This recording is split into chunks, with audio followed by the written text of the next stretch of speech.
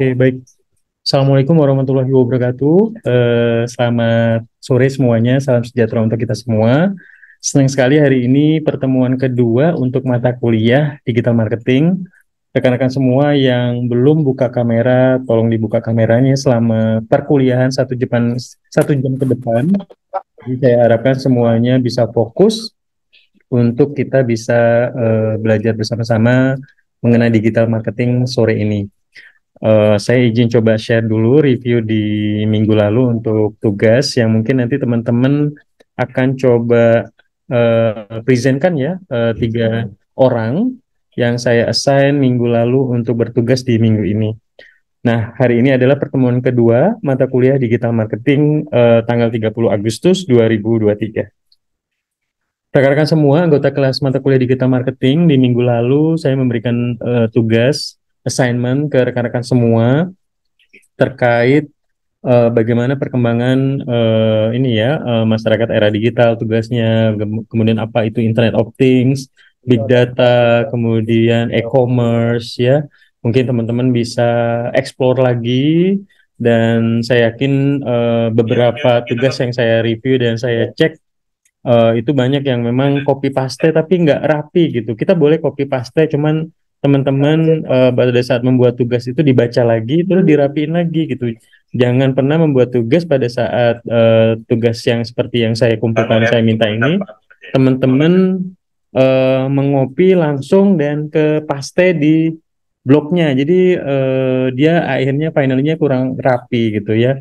Jadi teman-teman bisa di copy di paste di Word-nya dulu, setelah disusun rapi, baru di copy paste. Jadi dibuat dengan baik. Kemudian jangan lupa pada saat membuat tugas, reviewnya adalah jangan lupa memasukkan nama identitas, nama, ada yang tidak memasukkan nama NIM ya, kemudian nama fakultas. Padahal di sebelah kiri, saya poinnya juga saya cantumkan di sini, teman-teman tolong dimasukkan untuk mencantumkan nama NIM, mata kuliah ya, nama dosen, nama universitasnya, sehingga teman-teman misalnya nanti ada dari mahasiswa lain yang mencari informasi atau pengen cari informasi terkait pertanyaan mengenai Internet of Things dan lain sebagainya, teman-teman tahu oh ternyata ini resource dari mahasiswa Universitas Jambi seperti itu.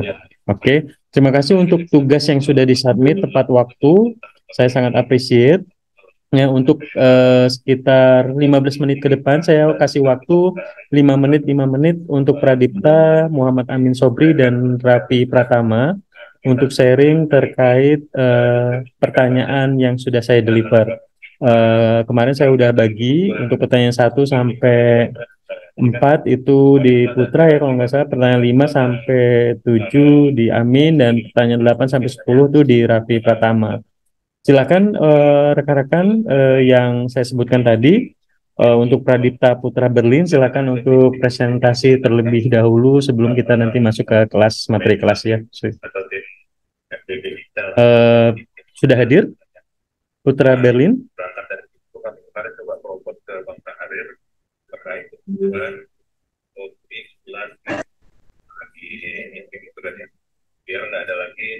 Kalau belum hadir si yang berikutnya si Amin Sobri atau Rapi Pratama silakan.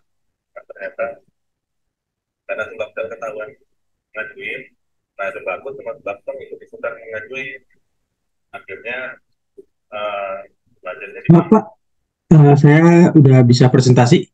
Boleh, silakan, silakan. Lanjut. Sebentar, Pak. Boleh, boleh. Akil Kazai ini minta tolong buka kameranya ya. Akil Kazai, Irsya Aulia Nabila, Yanuar Hamdi, Umar Fadilah ya.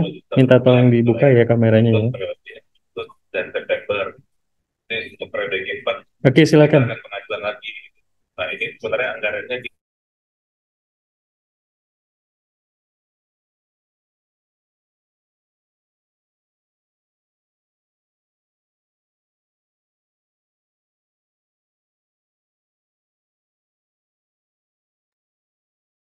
Pak, udah kelihatan? Sudah kelihatan. Oke. Bentar, Pak.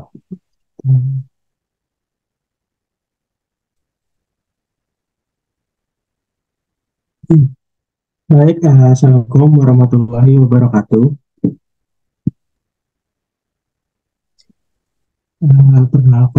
Perkenalkan, nama saya Pradipta Putra Berlin dengan NIM C1D1 21016. Pada kesempatan kali ini saya akan memberikan sebuah presentasi tentang pertanyaan-pertanyaan yang ditujukan kepada saya oleh Bapak Bambang uh, minggu kemarin. Uh, jadi di slide pertama itu ke ke pertanyaannya tentang masyarakat era digital, bagaimana perkembangannya. Jadi di masyarakat era digital ini, perkembangan masyarakat di era digital berdampak sangat signifikan dengan berkembangnya teknologi yang semakin maju dari waktu ke waktu, sehingga memudahkan masyarakat dalam mengakses banyak hal. Jadi dalam perkembangan ini yang menurut saya sangat signifikan, ya perkembangan masyarakat itu ada di faktor informasi dan juga komunikasi. Untuk di informasi sendiri di bawah sudah ada aplikasi-aplikasi yang bisa kita mendapatkan informasi dari platform tersebut. Seperti contohnya itu ada sebuah Facebook, Instagram, Twitter dan YouTube, yang dimana itu adalah sebuah aplikasi untuk uh, media sosial, namun dipakai banyak orang untuk mencari informasi tentang hal yang terjadi di luar sana. Jadi untuk beberapa tahun belakangan ini kita sudah jarang sekali menggunakan seperti koran, TV, televisi, atau juga radio untuk mencari informasi. Dengan berkembangnya masyarakat di era digital ini memudahkan masyarakat untuk mencari informasi di aplikasi-aplikasi yang sudah tertera di bawah ini seperti Facebook, Instagram, Twitter, dan juga YouTube. Dan di komunikasi itu sudah ada Instagram, Twitter, WhatsApp, dan juga Telegram, dan juga TikTok. Walaupun TikTok ini merupakan sebuah aplikasi hiburan tentang video-video, Instagram juga. Namun di dalam aplikasi tersebut terdapat sebuah fitur direct message, yaitu kita bisa mendm, kita bisa chat kepada kerabat-kerabat kita ataupun kenalan-kenalan kita yang ada di luar sana. Untuk yang ketiga itu apa sih Internet of Things atau IoT? Jadi dan bagaimana implementasinya? Jadi Internet of Things itu merupakan sebuah konsep di mana objek-objek fisik yang uh, yang ber yang ber yang menyatu dengan barang-barang elektronik dan juga sebuah internet. Dan berikut adalah contoh-contohnya. Yang pertama saya mengambil Internet of Things dari Smart Fridge, dan di mana Smart Fridge ini adalah merupakan simpelnya adalah sebuah kulkas. Namun di dalam kulkas ini itu terdapat fitur-fitur seperti kalkulator, memo, dan juga internet, bahkan browser, karena para distributor itu memberikan sebuah LCD, maksud saya sebuah layar untuk digunakan oleh para penggunanya. Yang kedua itu saya mengambil Internet of Things-nya itu dari Smart Home, yaitu Smart Lamp, yaitu simpelnya adalah sebuah lampu, yang dimana lampu ini bisa kita koneksikan kepada perangkat elektronik kita, dan kita bisa mengatur warna dan juga kecerahan sesuai yang kita mau menggunakan internet dan juga sebuah perangkat elektronik. Dan yang ketiga sudah pasti yang Internet of Things itu ada juga smartphone yang semua orang itu sudah memakainya. Lalu di slide terakhir, yaitu di nomor 3, itu pengertian dan konsep dari sebuah big data. Jadi konsep dasar big data ini adalah mengumpulkan data dari berbagai sumber yang menyimpan dan mengelola data besar dengan teknologi yang sesuai dan menganalisis data besar untuk mengekstrak informasi yang berguna. Big data bisa disimpulkan juga merupakan sebuah kumpulan data yang sangat besar, sebuah data yang kompleks dan akan terus bertambah seiring berjalannya waktu. Jadi data ini dihasilkan dari aktivitas internet yang dilakukan baik tujuan pribadi maupun tujuan bisnis. Sebagai contohnya itu, awalnya informasi penting milik kita semua mungkin berupa data, uh, yaitu data nama, data alamat, dan juga email, bahkan sampai ke nomor telepon. Jadi data ini adalah sebuah kumpulan proses yang terdiri dari sumber dalam jumlah yang sangat besar. Ada yang memiliki struktur dan ada juga yang tidak memiliki sebuah struktur. Biasanya ya, big data ini digunakan dalam membantu kegiatan bisnis dalam bidang apapun. Jadi big data juga bisa diartikan sebagai pengembangan dari sebuah sistem database pada umumnya. Mungkin itu saja presentasi dari saya. Kurang lebihnya saya mohon maaf. Wassalamualaikum warahmatullahi wabarakatuh. Oke, terima kasih Pradipta Putra ya untuk update dan sharingnya. Selanjutnya dilanjutkan ke Muhammad Amin Sobri. Silakan Muhammad Amin Sobri. Oke, Pak.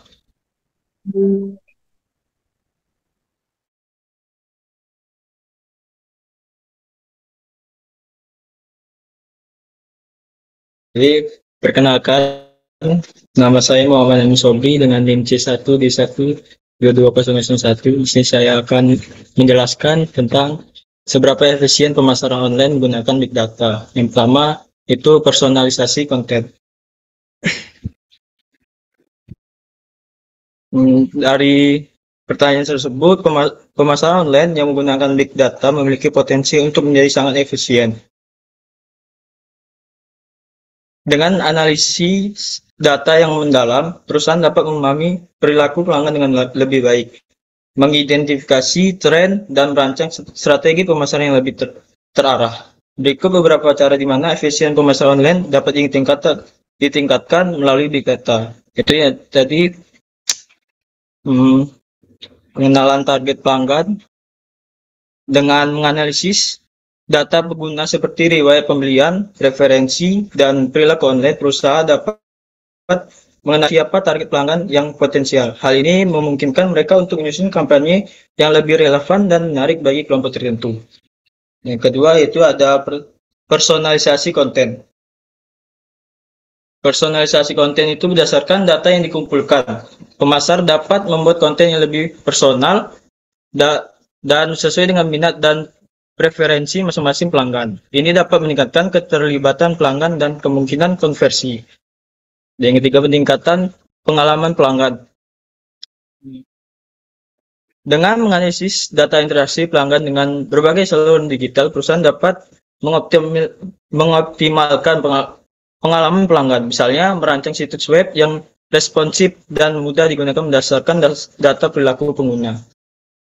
Itu selanjutnya, optimasi kampanye. Dengan memantau data hasil kampanye pemasaran sebelumnya, perusahaan dapat mengidentifikasi apa yang berhasil dan apa yang tidak. Ini memungkinkan mereka untuk melakukan perubahan dan penyesuaian yang diperlukan agar kampanye berikut lebih efektif. Selanjutnya, pengukuran hasil secara akurat. Big data memungkinkan perusahaan untuk mengukur dampak kampanye secara lebih akurat dengan mengintegrasikan data dari berbagai sumber. Ini membantu dalam menentukan ROI, Return on Investment, dari upaya pemasaran. Next, selanjutnya dengan soal pertanyaan, jelaskan menurut Anda apakah menargetkan iklan dan membuat iklan lebih baik menggunakan big data. Itu yang pertama, menargetkan iklan dan membuat iklan lebih baik menggunakan big data adalah pendekatan yang sangat efektif dalam pemasaran dengan mengumpulkan, menganalisis, dan memahami data yang berkaitan dengan perilaku konsumen, preferensi, dan interaksi online. Terus dapat mengoptimalkan strategi iklan mereka dengan cara berikut. Itu yang pertama, pengenalan target yang lebih tepat. Yang kedua, personalisasi iklan. Yang ketiga, optimasi saluran distribusi. Yang keempat, pengukuran kinerja yang akurat, pengoptimalan iklan, prediksi perilaku konsumen, pengelolaan anggaran yang lebih. Secara keseluruhan, penggunaan big data dalam menargetkan iklan dan meningkatkan kualitas iklan dapat menghasilkan hasil yang lebih baik, lebih relevan, dan lebih berdampak. Namun, perlu diingat bahwa etika dalam pengumpulan dan penggunaan data adalah faktor yang penting yang perlu diperhatikan. Selanjutnya, jelaskan konsep pemasaran digital dalam konteks e-commerce. Yaitu konsep pemasaran digital dalam konteks e-commerce merujuk pada strategi dan taktik pemasaran yang dilakukan secara online untuk mendukung promosi, penjualan, dan pertumbuhan bisnis e-commerce. Ini melibatkan penggunaan berbagai saluran digital dan teknik untuk menjangkau calon pelanggan, membangun merek, meningkatkan kesadaran, dan mendorong konversi. Itu berikut beberapa aspek utama dari konsep pemasaran digital dalam e-commerce. Yang pertama, optimasi situs web. Memastikan situs web e-commerce dioptimalkan untuk pengalaman pengguna yang baik dan responsif di berbagai perangkat. Yaitu yang kedua, pencarian mesin SEO, mengoptimalkan konten situs web agar muncul di hasil pencarian mesin seperti Google. Yang ketiga, pemasaran konten. Pemasaran konten membuat konten informatif dan bermanfaat yang relevan dengan produk atau industri tersebut. Yang selanjutnya, pemasaran media sosial. Nah, menggunakan platform media sosial seperti Facebook, Instagram, dan Twitter untuk berinteraksi dengan pelanggan potensial, mempromosikan produk, dan membangun komunitas. Selanjutnya, iklan berbayar, yaitu menggunakan iklan berbayar seperti iklan Google AdWords atau iklan di media sosial untuk mencapai audiens yang lebih besar dan lebih spesifik. Ini memungkinkan Anda menargetkan berdasarkan kata kunci, demografi, minat, dan perilaku. Selanjutnya, email marketing. Email marketing ini mengirimkan email kepada pelanggan dan prospek untuk memberikan informasi tentang penawaran, promosi, dan update produk. Dan selanjutnya, pemasaran influencer, bekerja sama dengan influencer di media sosial yang memiliki audiens yang sesuai dengan target pasaran. Dan selanjutnya, analisis dan pelacakan, menggunakan analisis untuk memantau kinerja kampanye pemasaran secara detail. Selanjutnya, pemasaran retargeting, menggunakan Shopee untuk menampilkan iklan kepada pengunjung situs web yang telah mengunjungi tetapi belum membeli. Selanjutnya, yang terakhir, interaksi pelanggan. Interaksi pelanggan merespon pertanyaan dan komentar dari pelanggan tersebut. Cukup, Pak. Oke, terima kasih untuk pertanyaannya yang dijawab. Lanjut kita ke Muhammad Raffi Pratama ya untuk beberapa pertanyaan terakhir yang saya berikan assignment minggu lalu. Silakan.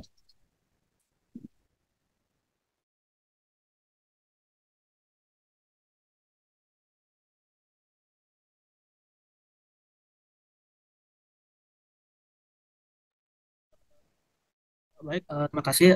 Baiklah, akan saya lanjutkan untuk menjawab pertanyaan tadi.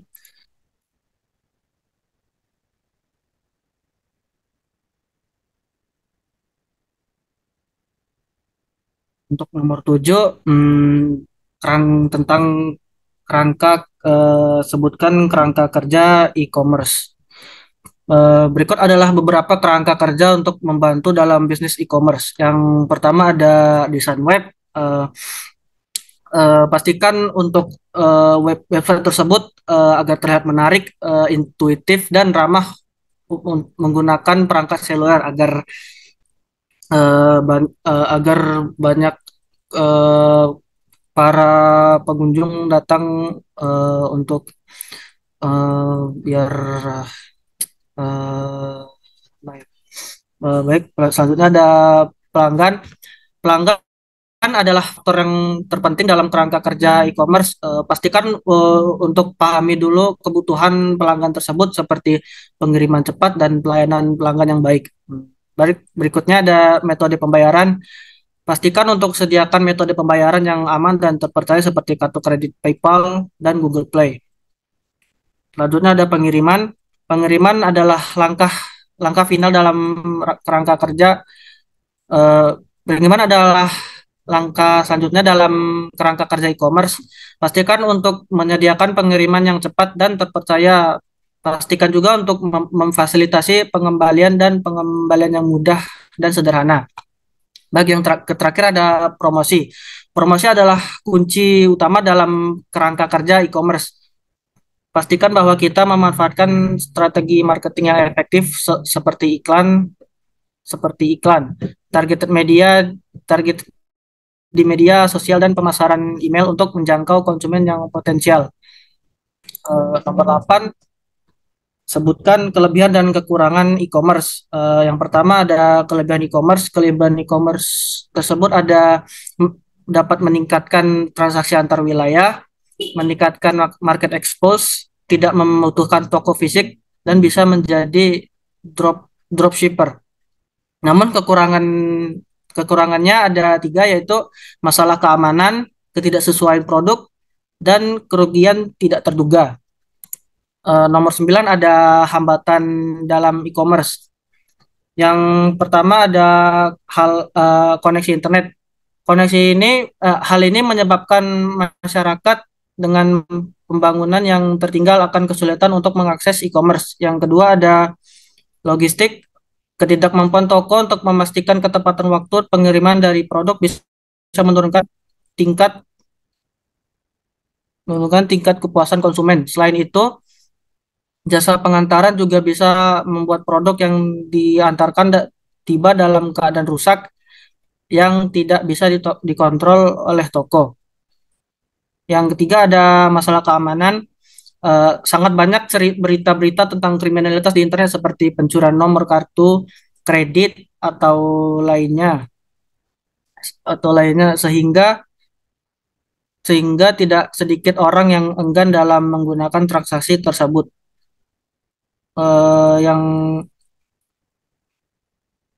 Yang terakhir ada hal kepercayaan. Meyakinkan konsumen bahwa bisnis online-nya kredibel dan dapat dipercaya merupakan tantangan bagi pelaku bisnis online. Tantangan yang paling berat bagi pelaku bisnis online. Baik, untuk nomor terakhir ada tantangan e-commerce yang ada di Indonesia.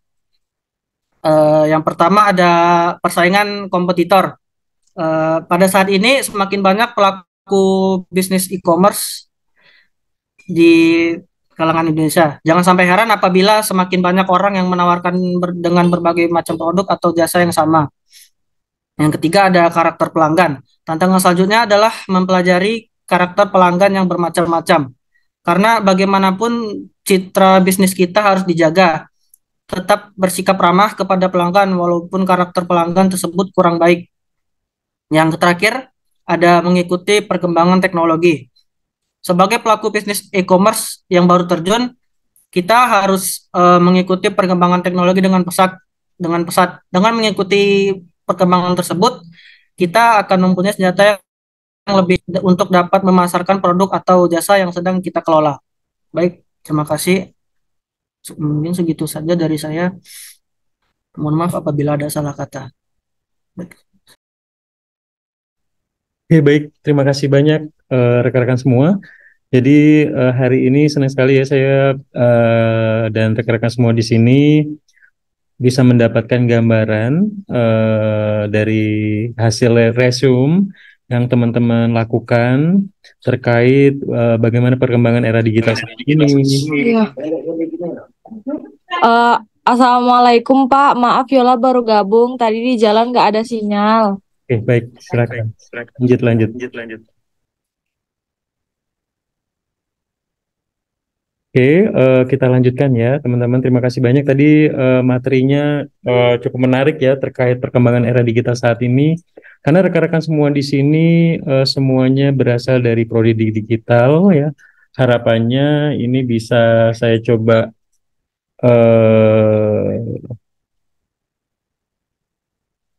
saya ngasih materi. Oke. Akbar Kurnia, siapa lagi nih yang nggak buka kamera, mau dibuka ya. Roy Apriansa. Saya kasih note beberapa mahasiswa yang nggak buka kamera, saya kasih note di catatan absensi saya untuk ini ya, jadi mohon dibuka kameranya.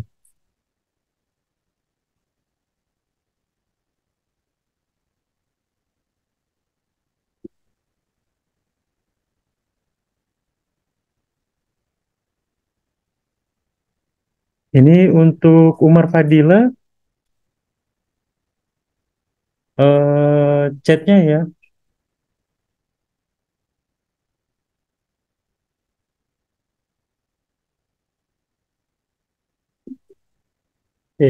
Untuk chatnya tolong bisa ini bisa Iya Bapak, ada pencet Pak. udah saya capture. Oke, baik. Nah, jadi teman-teman semua untuk etika dalam belajar tolong benar-benar dijaga ya. Jangan sambil chat. Nah, ini contohnya nih ya, chatnya sembarangan jadi eh bikin ini nih kurang baik jadinya nih. Ini saya share biar biar teman-teman biar teman-teman tahu kan kurang kurang etis ya. Jadi minta tolong teman-teman nggak perlu kuliah tinggi tapi etikanya kurang baik nih. Nah coba nih, nah kan nggak baik nih. Ini udah saya screenshot. Jadi ini pelajaran buat teman-teman yang lain. Hati-hati dalam chat. Jadi teman-teman eh karena di dunia digital saat ini teman-teman bisa ini ya, bisa gampang di screenshot kalau teman-teman lihat tuh di Lambe Turah dan lain sebagainya ya. Teman-teman bisa lihat kehidupan orang lain dan teman-teman juga bisa masuk penjara gara-gara juga karena sosial media. Jadi hati-hati sekali, jadi mohon berhati-hati. Oke, saya lanjutkan ya. Tadi ada dua distorsi yang bikin saya jadi gagal fokus ya. Oke, saya coba lanjutkan rekan-rekan semua. Nah, oke, di sore hari ini terima kasih teman-teman udah menjawab beberapa 10 pertanyaan ya terkait era digital saat ini, kemudian Internet of Things, konsep Big Data ya, kemudian kerangka kerja e-commerce, kemudian tantangan-tantangan e-commerce saat ini, sehingga saya pengen membuka cakrawala teman-teman terkait perkembangan digital saat ini ya. Kemudian beberapa PR yang teman-teman buat, mohon next tugas lebih rapi lagi, lebih lengkap lagi, ada nama NIM-nya, mata kuliahnya apa, nama dosen, nama fakultas, nama jurusan, sehingga lebih lengkap, oke? Nah ini rekapnya teman-teman sudah saya cek juga tugasnya semalam. Saya senang banget teman-teman udah mulai semangat untuk mengerjakan tugas-tugas digital yang setiap minggunya akan saya berikan secara rutin. Oke, yang pertama, yang selanjutnya untuk materi hari ini selama 30 menitan ke depan saya minta waktu teman-teman untuk fokus ya. Jadi topiknya mengenai masyarakat era digital, kemudian Internet of Things, pengertian konsep Big Data, kemudian efisiensi pemasaran lewat online, kemudian membuat iklan lebih efektif dengan menggunakan Big Data. Nah, saat ini rekan-rekan semua kelas digital ya, prodi digital, digital marketing, mata kuliah. Nah, jadi internet ini saat ini menjadi sesuatu hal yang sangat luar biasa. Jadi kita bisa berkomunikasi dengan orang melalui chatting, orang yang jauh, orang yang ada di United States, yang ada di Amerika bisa video call dengan kita real time misalnya ya. Atau misalnya teman-teman si Umar Fadilah tadi orang tuanya ada di Padang misalnya ya, atau ada di Kerinci atau ada di Jakarta bisa berkomunikasi dengan video dan itu sangat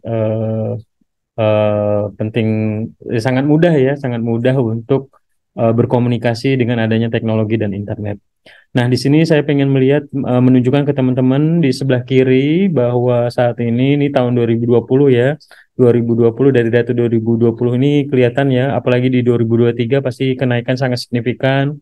Pengguna Google ini ada 4,1 juta million search queries ya. Kemudian yang nonton Netflix itu ada 764.000 jam yang ditonton.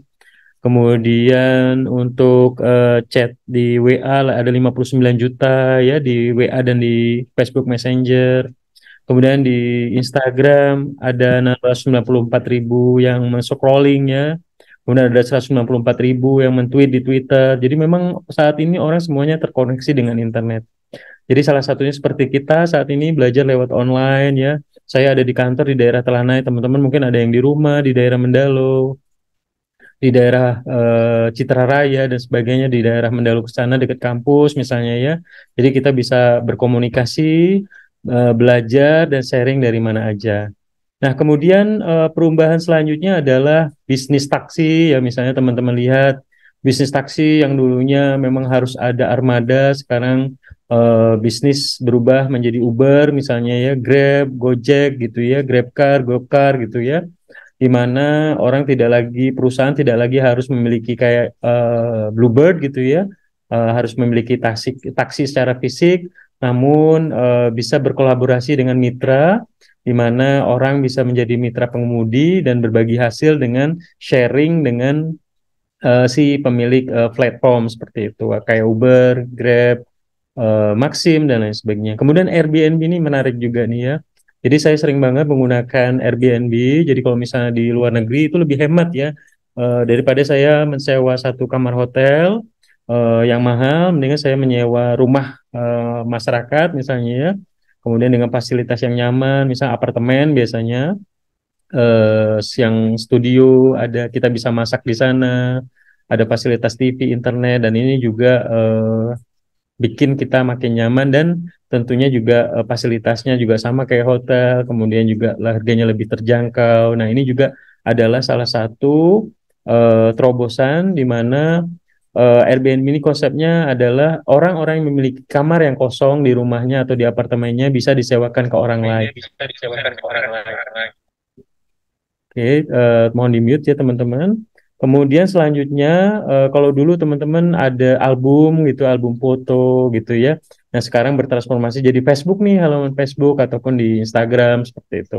Kemudian kalau teman-teman belanja, dulu menggunakan Alibaba atau Tokopedia atau Shopee ya. Jadi kalau dulu kita harus belanja ke pasar, Angso Duo atau ke supermarket, sekarang teman-teman bisa belanja dari rumah aja lewat online dan barangnya dikirim ke rumah teman-teman seperti itu. Jadi memang internet ini mengubah landscape bisnis di dunia yang selama ini jauh semakin dekat, kemudian juga memudahkan kita gitu ya. Teman-teman kalau mau naik ojek atau beli pesan makanan nggak perlu jauh-jauh, dari handphone aja tiba-tiba memang Gojeknya ya, GoFoodnya datang ke rumah seperti itu. Jadi membuat kita semakin mudah dan semakin nyaman. Next, teman-teman semua, untuk materi berikutnya mengenai disruption era. Sebenarnya disruption era itu apa sih ya?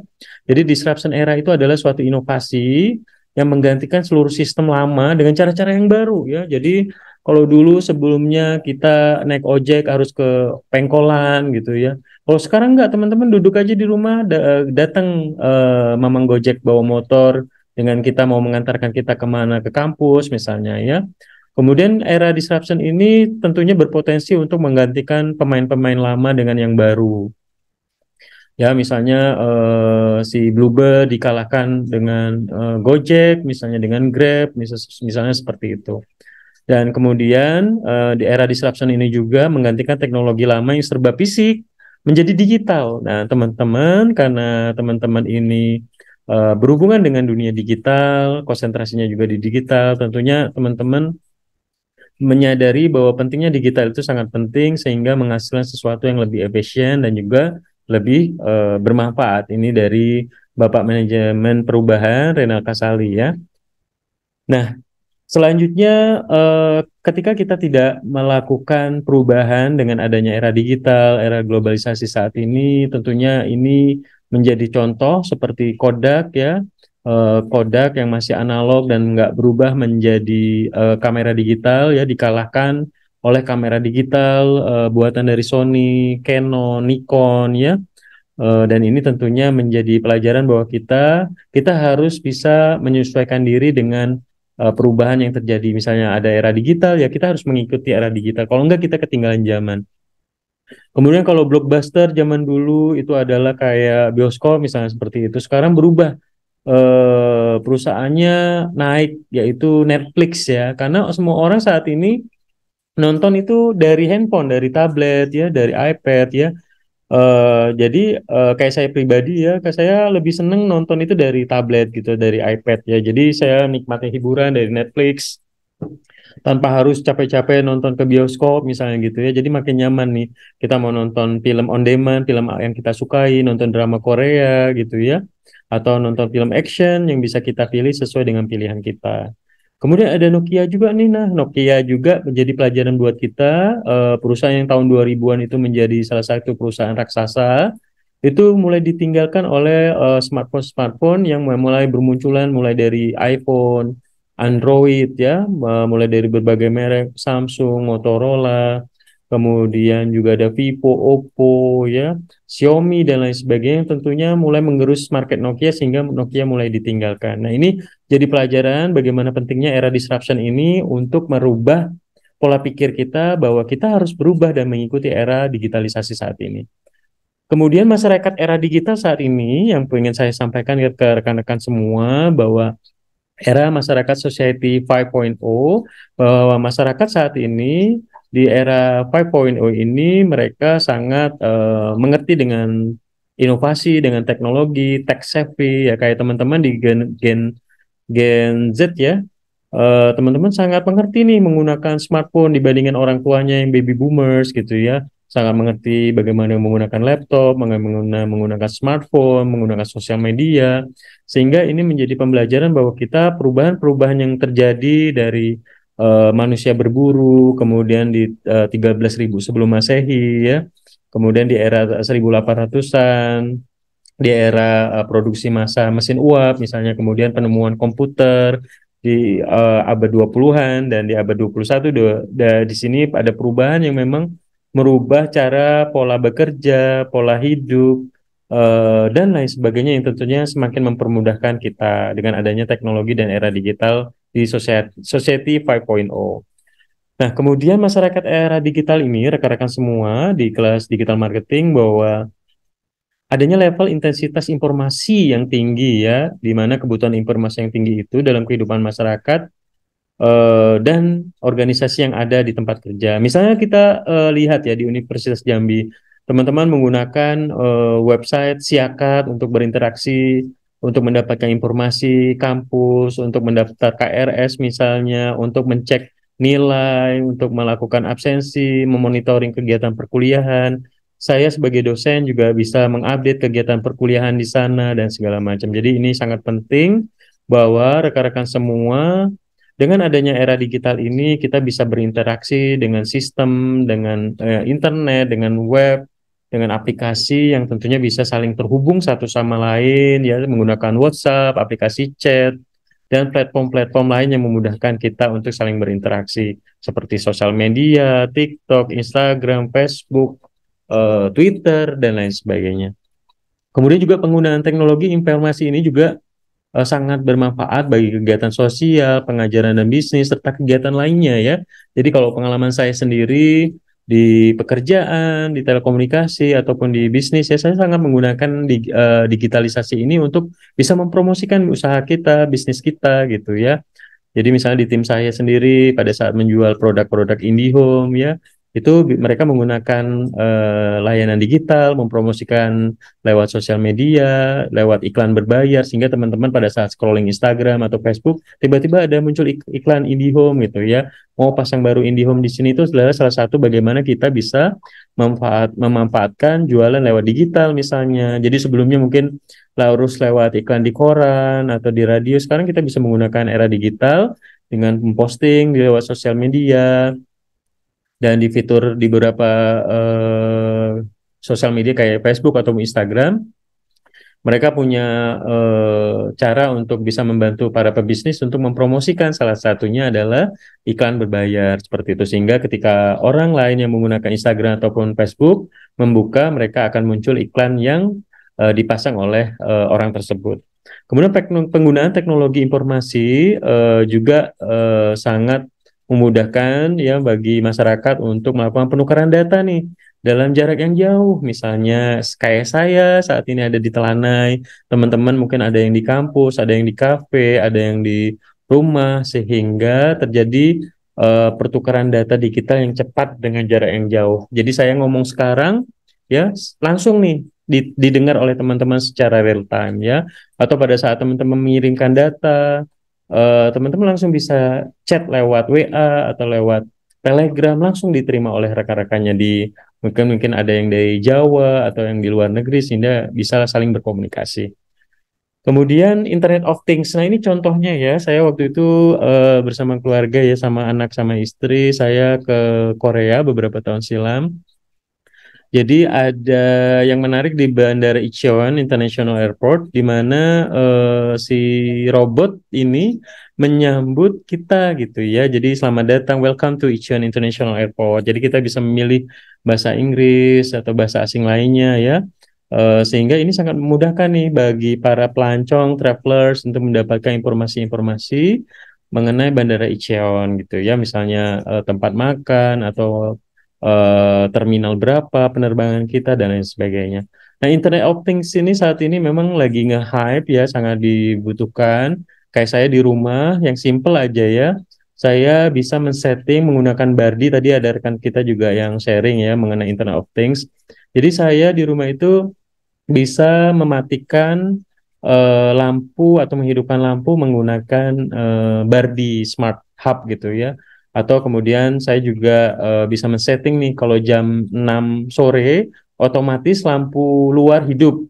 Kemudian jam 5 subuh lampu luar mati. Nah, itu bisa digunakan asalkan perangkat tersebut terkoneksi dengan internet. Nah, ini memudahkan kita. Kemudian yang kedua, saya punya rumah ya di Bengkulu, saya bisa cek di rumah di Bengkulu dengan menggunakan teknologi internet. Saya bisa mencek, saya pasang WiFi di sana yang terkoneksi dengan CCTV. Saya bisa cek rumah saya ada orang yang masuk atau enggak gitu. Kebetulan saya nitip rumah dengan security, security-nya nyiramin bunga atau enggak setiap hari gitu ya. Jadi bisa bisa terkoneksi kita dengan orang yang jauh dengan adanya teknologi tersebut ya. Jadi menurut rekomendasi itu ya, Internet of Things itu adalah sebuah penemuan yang mampu menyelesaikan permasalahan yang ada melalui penggunaan teknologi, dan dampak sosialnya juga tentunya ini sangat memudahkan masyarakat untuk bisa terkoneksi satu sama lain dengan mesin, dengan perangkat dan lain sebagainya ya. Bahkan teman-teman bisa lihat bahwa seperti mobil Tesla ataupun mobil-mobil otonom lainnya itu kayak mungkin teman-teman mungkin lihat di TikTok atau di YouTube ya. Bahkan di Amerika sudah mulai banyak taksi otonom ya. Kita cukup memesan taksinya kayak seperti kita memesan Gojek, kemudian taksinya datang, kemudian mereka langsung mengantar ke titik yang kita pengen diantar tanpa sopir. Nah, itu memang sangat powerful sekali. Jadi kita bisa mempelajari bahwa kehebatan Internet of Things itu sangat luar biasa. Nanti muncul lagi ada namanya artificial intelligence AI dan lain sebagainya. Oke, ya. Nah, tentunya Internet of Things ini sangat memudahkan kehidupan manusia ya. Jadi kita bisa apa ya? Bisa memudahkan untuk seperti pertanian, kita mengontrol apa namanya jumlah pupuk yang harus kita berikan ke tanaman kita misalnya ya, atau juga kita harus ada informasi mengenai jumlah air misalnya di persawahan, misalnya seperti itu ya. Kemudian smart retail, nah ini juga contohnya ya, saya punya usaha di Bengkulu, kemudian saya bisa cek nih transaksi keuangan karyawan saya di sana, berapa jumlah pemasukan saat ini, pengeluaran dengan menggunakan smart retail dengan aplikasi yang ada di handphone saya. Jadi saya di Jambi, kemudian bisnis saya di Bengkulu, saya bisa terkoneksi dengan adanya internet. Nah, ini memudahkan sekali buat kita dengan adanya Internet of Things. Itu contoh sederhana. Smart home tadi ya, contohnya tadi yang saya ceritakan, saya bisa terkoneksi dengan rumah yang di Bengkulu dengan cek CCTV, atau rumah yang di Jambi dengan mematikan atau menghidupkan lampu, contoh sederhananya. Kemudian contoh yang lainnya ada kendaraan, lampu, kemudian juga kalau di pet itu ya, di monitoring pet misalnya, monitoring ini ya, hewan peliharaan, misalnya kita bisa setiap 30 menit sekali bisa ngasih makan otomatis gitu ya, ngecek kondisi hewannya seperti apa. Ini sangat sangat luar biasa sekali. Kemudian kita terkoneksi dengan internet dari manapun ya. Teman-teman bisa menggunakan teknologi mobile dari Telkomsel ya, dengan Orbit ataupun dengan IndiHome. sehingga teman-teman bisa terkoneksi dengan dunia luar ya. Walaupun kita berada di Jambi, kita bisa melihat lewat Google Maps kondisi jalan-jalan di Italia ya atau di Amerika gitu ya. Jadi teman-teman bisa sangat memudahkan dengan adanya teknologi internet dan Internet of Things. Kemudian selanjutnya rekan-rekan semua, ini adalah contoh penerapan Internet of Things ya di sebelah kiri ya. Kita bisa mencek GPS. Jadi misalnya teman-teman yang rental-rental mobil, yang bisnis rental mobil, pada saat pencurian mereka bisa cek mobilnya ada di mana karena mereka menggunakan GPS tracker misalnya ya. Kemudian contoh sederhana, misalnya ketika iPhone kita hilang, kita bisa mencek nih menggunakan Find My iPhone. iPhone kita ada di mana, misalnya seperti itu.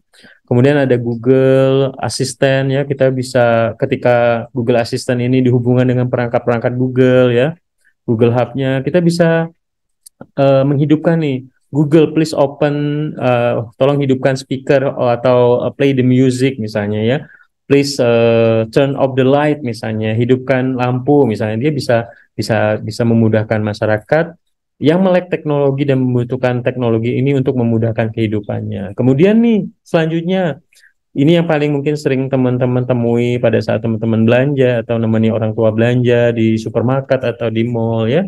Teman-teman beli baju di Uniqlo misalnya ya, teman-teman kebetulan nggak bawa uang cash, tenang teman-teman bisa gesek, di mana di dalam edisi BCA atau BNI ini tertanam kartu mobile Telkomsel ya, yang digunakan agar mereka terkoneksi dengan internet dan terkoneksi ke server. Jadi uang yang ditransaksikan di sini ini bisa masuk ke servernya mereka.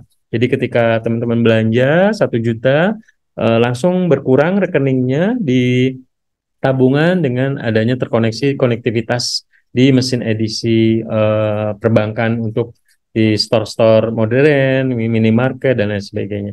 Kemudian Bardi ini contoh yang tadi saya ceritakan, kita bisa men-setting lampu warnanya dari handphone gitu ya, termasuk mematikan, menghidupkan lampu. Nah, ini sangat luar biasa ya teknologi Internet of Things ini.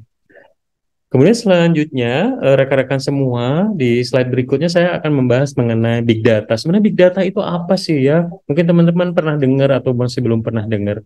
Jadi Big Data itu sendiri adalah sebuah istilah yang merefer pada teknologi ya dan teknik yang memproses dan menganalisa data yang memiliki jumlah yang sangat besar dan terstruktur, semi terstruktur dan tidak terstruktur. Jadi intinya bahwa big data ini menjadi sesuatu hal yang sangat luar biasa saat ini.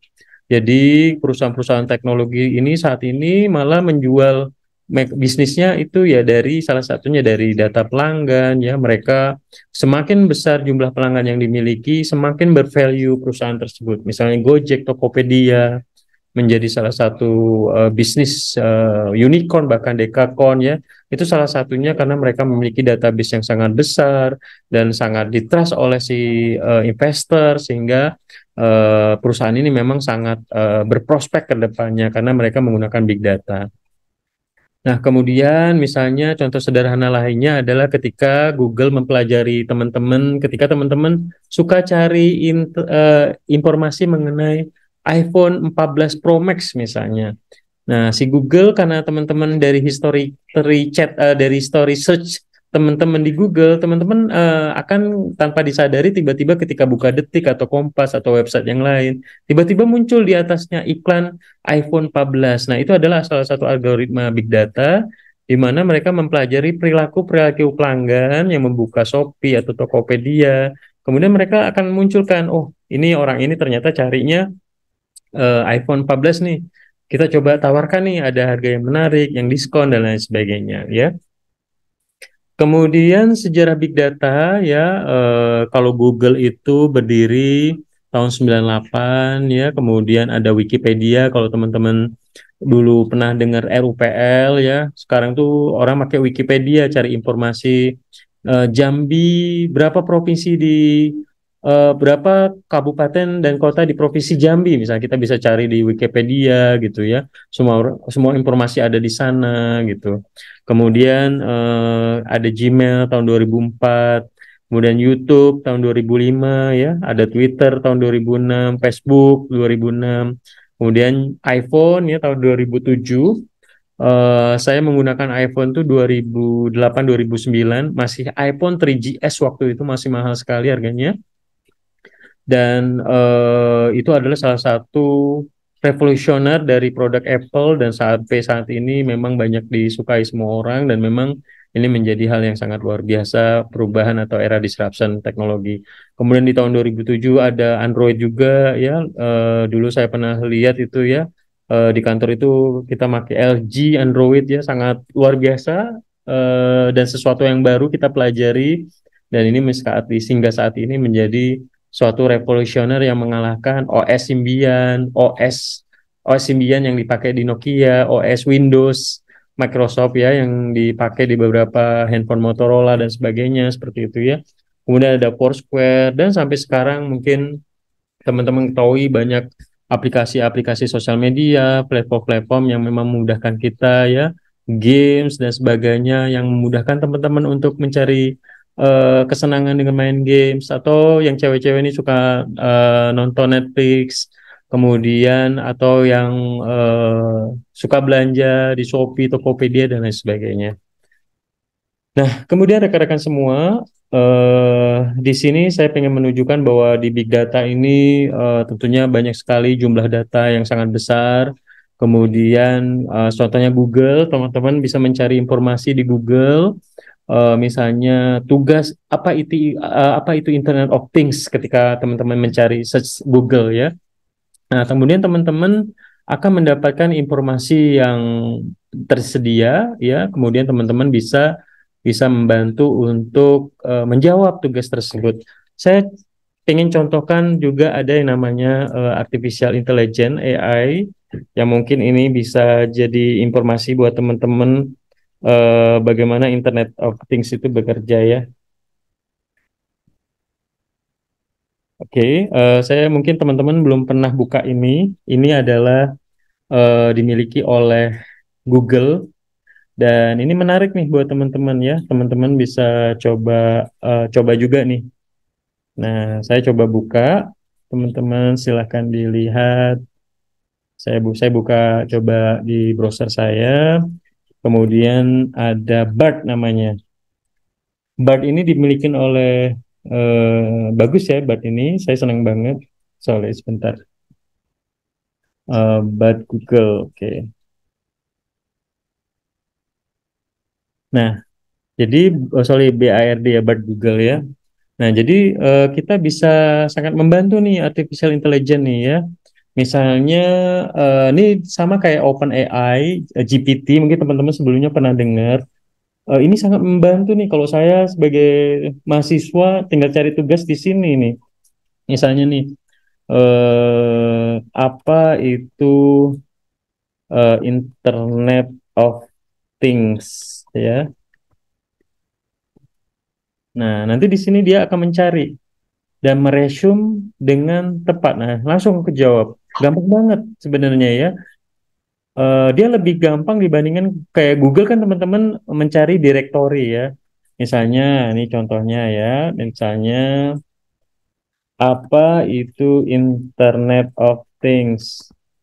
Nah, kalau di sini kan teman-teman direktori teman-teman milih dulu nih. Oh ini ada dari linknet.id, dari Amazon Web Service, dari apa goldenfast.net, SMKN Tangsel gitu ya.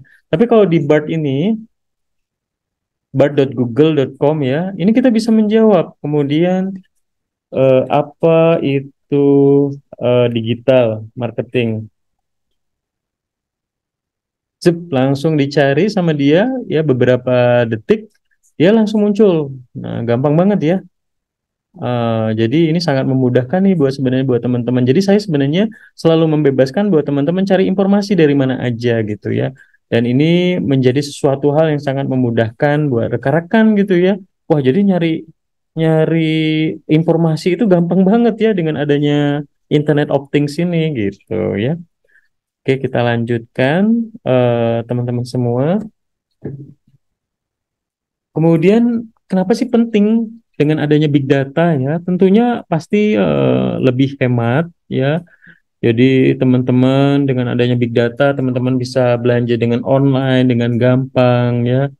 Kemudian kayak tadi kita menggunakan transportasi tanpa harus pengemudi, kemudian otomatisasi ketika suatu bisnis menjalankan produksi, misalnya menggunakan robot dan terintegrasi dengan sistem gitu ya.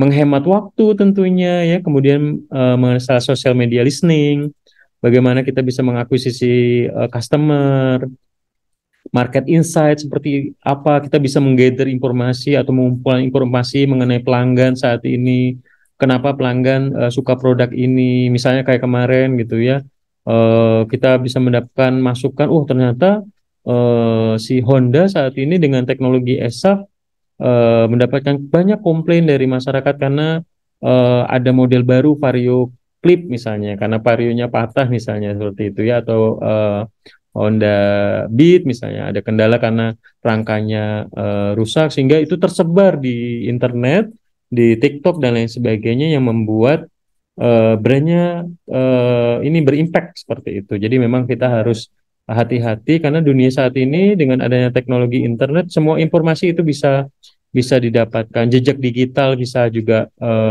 bisa dicari gitu ya. Jadi memang sangat luar biasa sekali. Kemudian juga masalah inovasi, tentunya dengan adanya big data ini kita bisa terus berinovasi, membuat sesuatu yang baru dan bisa memberikan yang positif kepada masyarakat. Nah, ini contoh beberapa perusahaan yang menggunakan big data, contohnya kayak Walmart ya, untuk database pelanggan setianya, Amazon.com karena memang berbasis dengan sebagai e-commerce, General Electric, Facebook ya, tentunya big data, Netflix ya, dengan menggunakan big data, Starbucks juga misalnya membership, American Express ya, Uber, IBM, AT&T, Grab kalau mungkin di Indonesia, Gojek ya, Tokopedia, Shopee misalnya ya. Sebenarnya kenapa sih kita dari semua yang kita pelajari Internet of Things, kemudian Big Data ya, kenapa sih kita terus mempelajari ini? Karena tentunya ini adalah salah satu keunggulan kenapa kita belajar digital marketing. Yang pertama tentunya sangat murah dan efektif ya. Kita bisa berinteraksi dengan pelanggan kita menggunakan sosial media. Kalau pelanggan dulu sebelumnya nelpon ke call center gitu ya, atau harus datang ke titik layanan perbankan ketika menghadapi kehilangan kartu ATM. Sekarang cukup chat misalnya di sosial media ya, di chatbot gitu ya, kita bisa meminta bantuan mereka untuk membantu. Kemudian juga merespon isu dengan cepat ya, misalnya ada kejadian kerhutala, kebakaran hutan dan lahan misalnya. Pemerintah bisa menginformasikan bahwa terjadi kebakaran di titik ini dan langsung viral, di-follow atau di-post ulang sama kabar kampung kita misalnya ya, atau kabar Jambi update, info Batanghari dan lain sebagainya yang memang kita follow dan Instagram, jadi kita tahu perkembangan terkini misalnya seperti itu. Terjadi kemacetan di depan kampus Unja, wah di depan kampus Unja macet nih, kita harus cari alternatif lain nih, misalnya mau ke Bulian dari kota Jambi, kita lewat NES aja misalnya seperti itu ya. Kemudian tertarget ya lebih spesifik ya. Jadi kita bisa memprofiling kayak saya nih misalnya menaikkan iklan IndiHome gitu ya. Saya bisa memprofiling pelanggan-pelanggan yang umurnya di angka 18 tahun sampai 40 tahun, membutuhkan internet, pria atau wanita, itu jadi bisa kita memprofiling. Kemudian berada di kota Jambi atau di kabupaten, kita bisa memprofiling dengan cepat. Kemudian lebih terukur bagaimana kita bisa mendapatkan informasi dan mengiklankan dan lebih dapat angkanya. Beda kalau misalnya kita menggunakan iklan koran. Seberapa efektif koran yang dibaca orang itu kita nggak bisa mengukur. Termasuk misalnya di radio ataupun di televisi. Jadi kalau kita menggunakan iklan digital itu lebih terukur. Berapa yang ngelihat iklan kita, berapa orang yang mengklik iklan kita, gitu ya, seperti itu. Kemudian tidak ada batasan geografis, kita bisa jualan ke Amerika, bisa jualan ke Malaysia, ke Singapura dengan adanya teknologi digital marketing.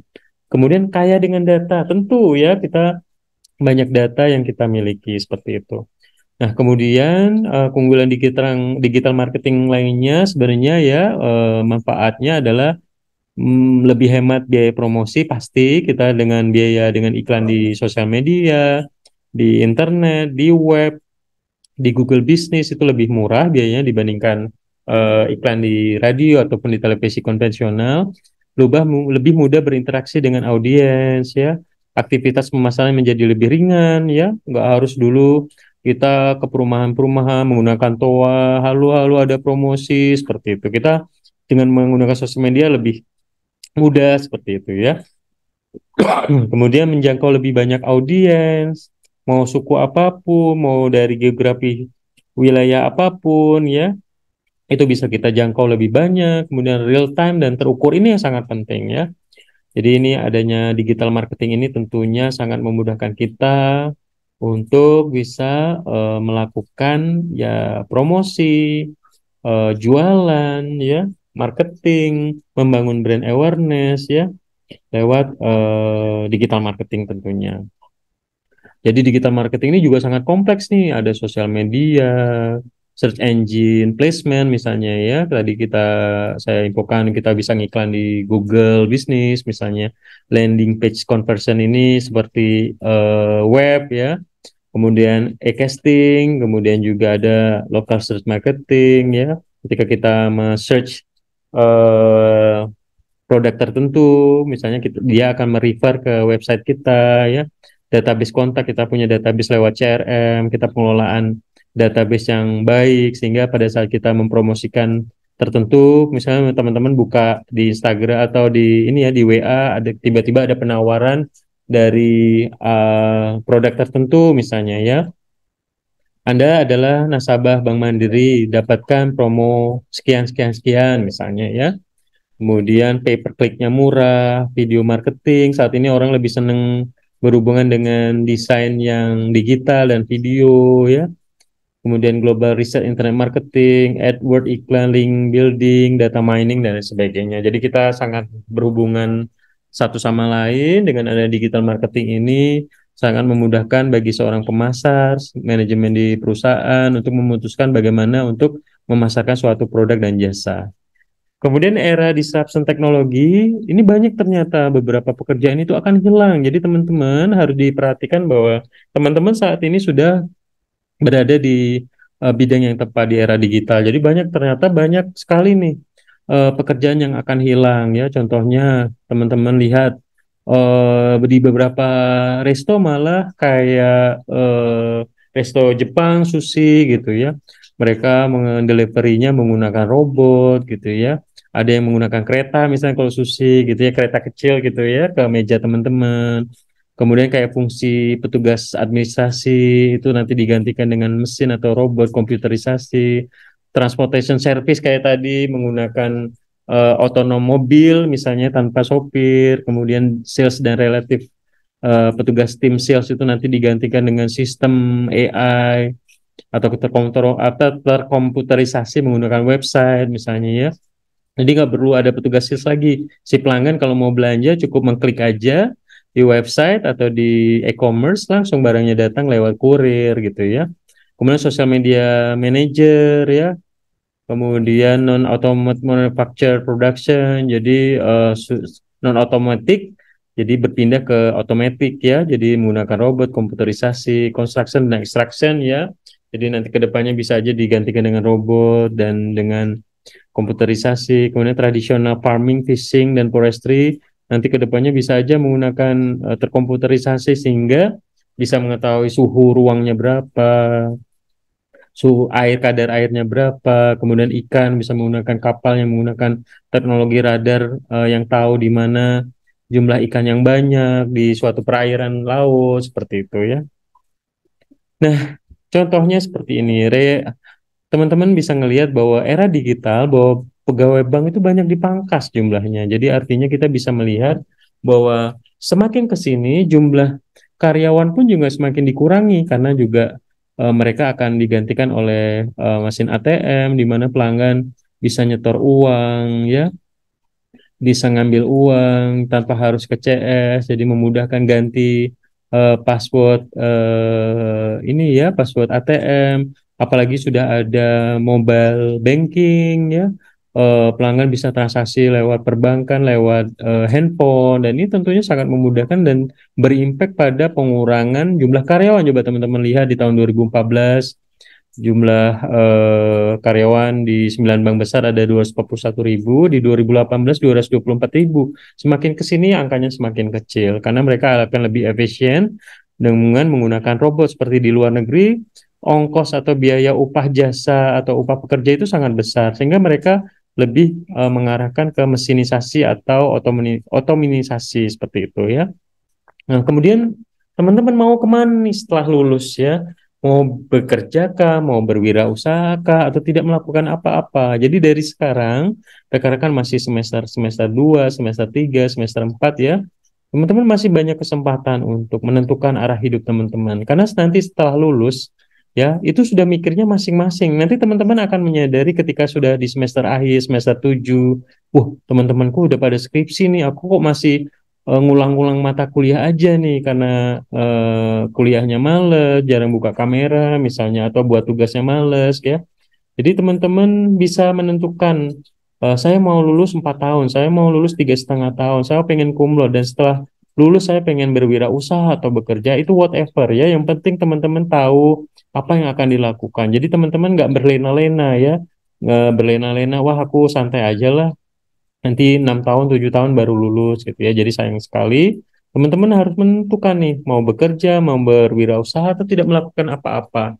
Jadi sekarang mumpung masih banyak waktu, teman-teman latih kemampuannya mulai dari desain, komunikasi bahasa Inggris ya, editing video karena teman-teman berhubungan dengan digital, kemampuan fotografi misalnya atau kemampuan ikut seminar-seminar digital, sertifikasi digital, Microsoft misalnya ya, Google dan lain sebagainya digital marketing sehingga itu sangat bermanfaat buat next teman-teman karir ke depannya seperti itu.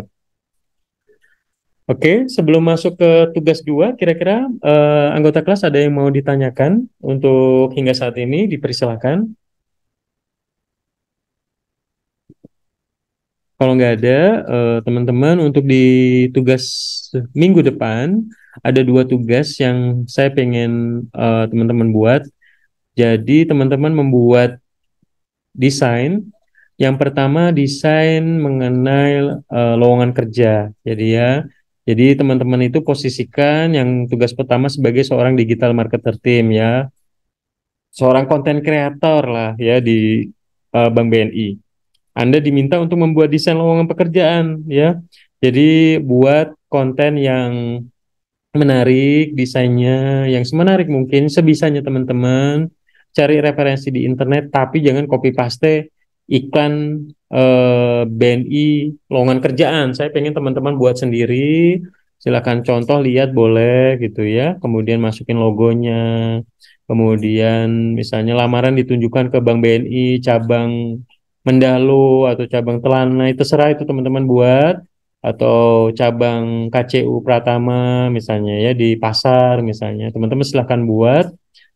Saya pengen membangkitkan kemampuan teman-teman untuk belajar membuat desain menggunakan yang sederhana aja di Canva gratis, Photopea atau di teman-teman jago Photoshop, Corel, Illustrator itu lebih better, lebih bagus ya. Jadi teman-teman coba belajar dan lebih mengenal. Kalau dulu sebelumnya males saya belajar desain gitu ya. Sekarang ternyata dibutuhkan nih gitu. Karena ketika teman-teman sekarang mungkin belum merasa penting, tapi next ke depannya ini menjadi sangat penting. Kemudian yang kedua, teman-teman membuat desain brosur. Jadi teman-teman seorang digital marketing team di PT Surya Persada Bakery, teman-teman ditugaskan nih sama manajernya, sama atasannya untuk membuat desain produk biskuit rasa coklat stroberi. Nama brandnya Hore, harganya 10.000 ya. Gunakan kreativitas teman-teman untuk membuat brosur atau flyer ini menggunakan mengenalkan produk-produk biskuit ini ke market seperti itu. Nah, teman-teman bisa menggunakan Free Canva, Photopea, atau beberapa aplikasi desain. Kemudian 2 desain ini posting atau di post di blognya, kemudian di satu halaman nama Budi, kemudian NIM berapa, nama mata kuliah, kelasnya, nama dosen, nama kampus ya.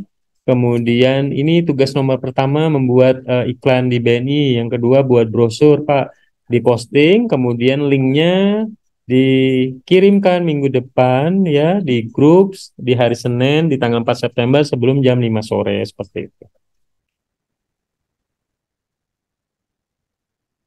Nah ini contohnya, teman-teman bisa pakai Canva ini gratis. Teman-teman bisa membuat desain ya untuk bisa uh, membuat materinya ya. Ini ada Photopea juga, teman-teman bisa membuat kalau misalnya teman-teman belum ada install aplikasi kayak Photoshop, Corel atau AI, ini teman-teman bisa gunakan di sini ya. Seperti itu. Ini coba saya contohkan ya. Saya contohkan teman-teman di sini, teman-teman bisa buka di Google, teman-teman bisa buka Canva misalnya.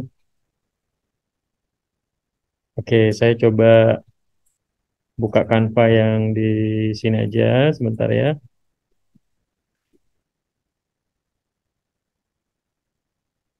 Oke, ini saya coba contohkan teman-teman semua. Di sini contoh sederhananya misalnya nih ya, saya buat Canva gitu ya. Nah, misalnya di sini, misalnya logo nih atau nih ya, teman-teman bisa cari di sini nih gampang banget gitu ya. Jadi atur kreativitas teman-teman, misalnya nih, ini ada contoh-contoh gitu ya. Misalnya kita bisa pilih ini misalnya ya. Nah, jadi teman-teman bisa buat nih misalnya. Nih ini contoh kalau ketika teman-teman buat logo. Contoh lainnya misalnya teman-teman di sini dibuat apa lagi misalnya iklan, misalnya iklan makanan misalnya. Nah ini ada contohnya seperti itu ya. Nah bisa dibuat gitu ya. Gampang banget. Jadi teman-teman bisa dengan adanya teknologi, teman-teman bisa memudahkan teman-teman untuk mengerjakan tugas sehari-harinya seperti itu. Oke, ada yang mau ditanyakan rekan-rekan semua? Sebelum saya tutup, saya mau absen dulu untuk mata kuliah sore hari ini. Ada yang belum buka kamera? Oke. Irsya Aulia Nabia, oke buka ya. Oke, saya mau absen dulu, teman-teman. Oke, hari ini tanggal 22 Agustus 20 ini ya, tanggal 30 ya, 30 Agustus. Pradipta Putra Berlin, Pak hadir, Pak. oke hadir. Kemudian Muhammad Amin, nggak ada. Ada Muhammad Amin? Ada Pak. Oke. Hadir Pak. Muhammad Rafi Pratama, Hadir, Pak. makasih. Muhammad Sahfik, Hadir Pak. thank you. Siti Poima, Hadir, Pak. Revani Fadila, Hadir, Pak. Ghazali Namira, Hadir, Pak. Putri Kesha, Hadir, Pak. Paldi. Hadir Pak. Paldi ini vokalisnya Padi ya, bukan? Bukan Pak. Oh, bukan Pak, ya kebetulan ya. Yanuar Hamdi ada? Hadir, Pak. Nanda, Hadir, Pak. Fahrul, Hadir Pak. Khaira Davina. Hadir, Pak. Oh, Davina, kamu yang punya skincare yang di Palembang lagi viral itu ya, Davina Skincare ya, bukan? Bukan, Pak. Bukan ya. Semoga rezekinya kayak Davina ya. Oke, Rob Amin. Apriansa ada, Hadir, Pak. Akbar, Hadir Pak. Muhammad Farhan, Hadir, Pak. Willy, Hadir, Pak. Celo, Hadir Pak. Umar, Hadir Pak. Umar ya, Umar, oke. Fadri, Hadir, Pak. oke. Syakira, Hadir, Pak. oke. Irsya, Hadir, Pak. Duaja, Hadir Pak. Aisyah, Hadir, Pak. Ayu, Ayu Alfa Hadir, ya. Pak. Oh ada. Hadir. Ilyas Ripai, Hadir Pak. Meriani, Hadir, Pak. semangat nih Meriani luar biasa nih. Saya pernah kenal ada nama Meriani, dia sukses punya 4 SPBU ya. Semoga Meriani juga sukses nih. Muhammad Hazel, Alfa, Hazel Rifazon, Zaki Alfa, Muhammad Akil, Miftahul, Hadir, Pak. Menela Agustina, Hadir, Pak. Yolanda, Hadir, Pak. Yolanda kangen Yolanda bed, kangen bed. Dimas Novel. Dimas Novel. Hadir, Pak. Oke ya. Jadi saya akan sering-sering ngelihat yang nggak buka kamera, saya akan kasih note ya. Misalnya di perkuliahan ini siapa yang nggak buka kamera rajin-rajin, sibuk main handphone misalnya sehingga kameranya ketutup, saya kasih note. Oke, teman-teman, mungkin itu tugasnya nanti akan saya sharing seperti biasa. Tolong fokus sama kegiatan perkuliahannya. Saya berusaha meluangkan waktu. Jadi malam sebelum kuliah itu saya membuat materi. Tadi malam juga saya buat materi sampai malam buat teman-teman. Beberapa hari ini saya lagi ada kedatangan tamu kemarinnya, jadi lumayan sibuk banget ya dari pagi, dari jam 6 ke kantor ada kegiatan sampai sore sampai malam. Tapi saya akan berusaha semaksimal mungkin setiap minggu itu kegiatan perkuliahan itu tetap dilakukan. Sekarang teman-teman ada di rumah, ada yang di kosan gitu ya, ada di rumah, jadi teman-teman bisa bebas sambil tiduran atau sambil duduk-duduk di sofa gitu ya. Kita bisa dari mana aja. Saya sambil dari kantor juga bisa sehingga belajar itu bisa dari mana aja. Apalagi nih teman-teman mahasiswa digital marketing ya, kita bisa terkoneksi dengan internet dan bisa ketemu tatap muka lewat online ya. Terima kasih sekali lagi, mohon maaf, tolong diperbaiki tadi teman-teman yang mungkin Umar Fadila ya, yang chatnya hati-hati di internet, apalagi di sosial media juga hati-hati chatnya ya. Kemudian juga kalau kegiatan kuliahan hari ini dan seterusnya saya harapkan bisa buka kamera secara on kameranya. Cukup 1 jam aja tapi efektif ya.